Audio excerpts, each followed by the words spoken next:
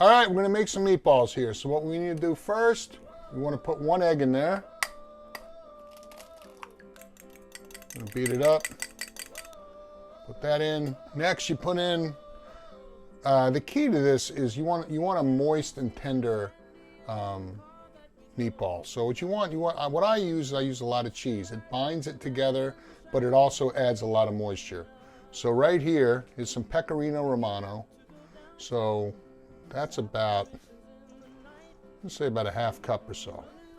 And then the undisputed king of cheeses, parmigiana reggiano. I just grated it so it's fresh a little while ago. Same thing, about a ½ cup. And then this, about a ½ cup of ricotta cheese.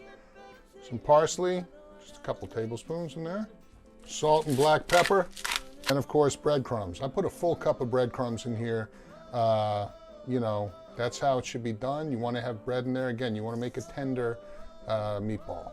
And just use your hands and start mixing it all together. So you're making meatballs and kind of like a golf ball size, a little bit bigger. All right, ended up with 14. So 14 good sized meatballs. We're gonna take them over, we're gonna fry them in the pan, and then we're gonna set them aside, drain them while we make the sauce. All right, so as you can see, I got my 14 meatballs right here. I've got some extra virgin olive oil going in this pan. It's pretty hot. I'm gonna test it, drop a little pancetta in there. Once we hear the sizzle, we know we're in business. So you just want to drop your meatballs in. Should not stink. It's a hot pan and it's a non-stick pan. And we just want to brown them on all sides.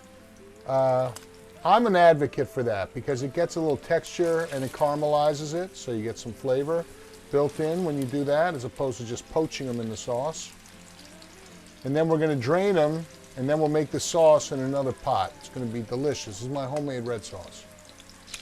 All right, look at this color. As you can see, we're getting them nice and brown on the other side. They're not burnt. Do it probably 1 or 2 more times, turn it over. I'm going to drain them on these towels. And then I'm going to go ahead and start the sauce, and then we'll finish them cooking. And what I did is, this is ground turkey. I was going to do pork and beef. They didn't have any ground pork at the market. And I've used this before. I used this in the albondigas recipe last year, my Mexican meatballs. Really good. You just don't want to use turkey breast. You want to use turkey, ground turkey with some fat, like maybe like 93.7, like 93%, 7% fat. All right, some Italian sausage. This is some good pork Italian sausage. Just gonna brown it before I make the sauce. It'll add flavor to the sauce because it'll add pork to the fond at the bottom there.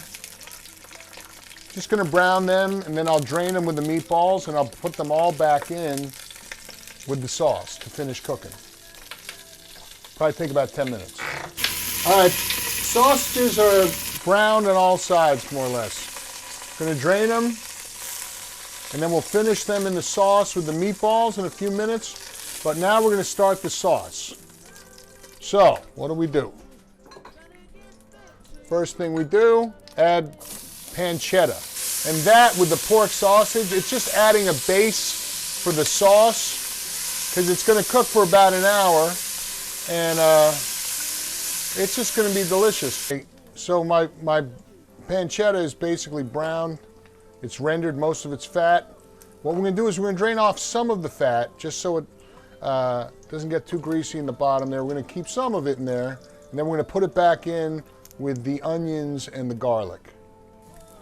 All right, so I just put the bacon back in. Now I'm putting in, I have like 1 medium onion chopped, and I got about six, almost 7 cloves of garlic. Just gonna stir that all together. Now we want to put in 1 full can of whole peeled tomatoes. Break them up a little bit with your spoon. You can use your hands if you want, but you want to break them up. Just add some more body to it. A half of a can of this 28-ounce crushed tomatoes. I'm just gonna add a little bit of parsley. I've put salt and pepper to it. And again, you don't want to go crazy with it because it's going to sit here and cook for about an hour. You just start putting everything in there. You put your meatballs in the sauce. You want everything to be covered. And put the sausage in there as well. I've got it around medium-high heat. I'm going to reduce the heat down to like a medium low and let it simmer for almost an hour, because those meatballs will be cooked through, all the flavors will marry, and at the end I'll add some fresh basil in there, and I'll cook some pasta, and we'll be ready to go when McKinley and his dad get here. So we're getting closer. We're about 10 to 12 minutes out. I'm going to start the water boiling on the pasta right here, and put in some bread in about 10 minutes, and we're going to be ready when they get here to chow down. All right, there it is. Sunday gravy. You can see you got the homemade meatballs, you got the sausage, you've got pancetta in there, all goodness, all made myself. We're going to gild the lily with some good parmigiana reggiano grated on top, making it rain with the good stuff here. And then the final thing you want to do, I got some good olive oil I got from a gift from my brother and his husband. I'm going to just drizzle that right on top. And there you go. All right. So stupid.